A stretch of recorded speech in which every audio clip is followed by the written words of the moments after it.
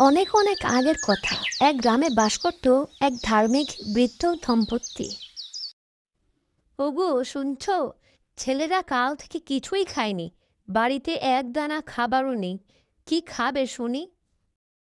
আরে গিন্নি, চিন্তা করো না। আল্লাহর ভরসা। আমি বাজারে যাচ্ছি কাজ খুঁজতে। দেখি কপালে কি জোটে। তাদের দুজনের আলাপ শেষেই বৃদ্ধা বাজারের উদ্দেশ্যে রওনা দিলেন। আল্লাহর নাম নিয়ে বৃদ্ধা হাঁটতে শুরু করলেন, পকেটে কিছু পয়সা নিয়ে।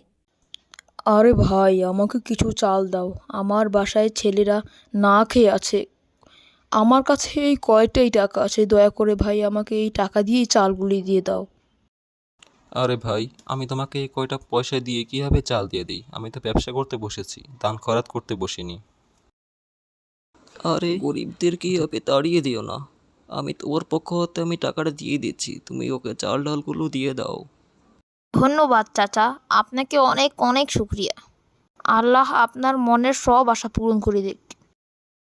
বৃদ্ধার বাড়ি ফিরার আগেই তাদের বাসায় এক অচেনা যুবকের আগমন হয়। আসসালামু আলাইকুম আন্টি। আঙ্কেল আপনার জন্য এগুলো পাঠিয়েছি। এই ব্যাগে রয়েছে চাল, ডাল, মাছ, মাংস। নেন, এগুলো আপনার কাছে রাখেন। আচ্ছা, তাহলে দাও। এই বলেই যুবক ছেলেটি তার হাতে ব্যাগটি দিয়ে এক অজানা উদ্দেশ্যে চলে গেল।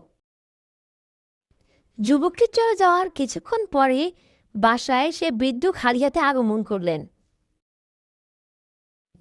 ওগো, এত টাকা কোথায় পেলে শুনি?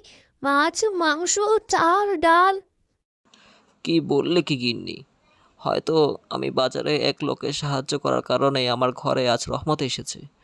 আসলে গিন্নি, কেউ দান করে দেউলিয়া হয় না।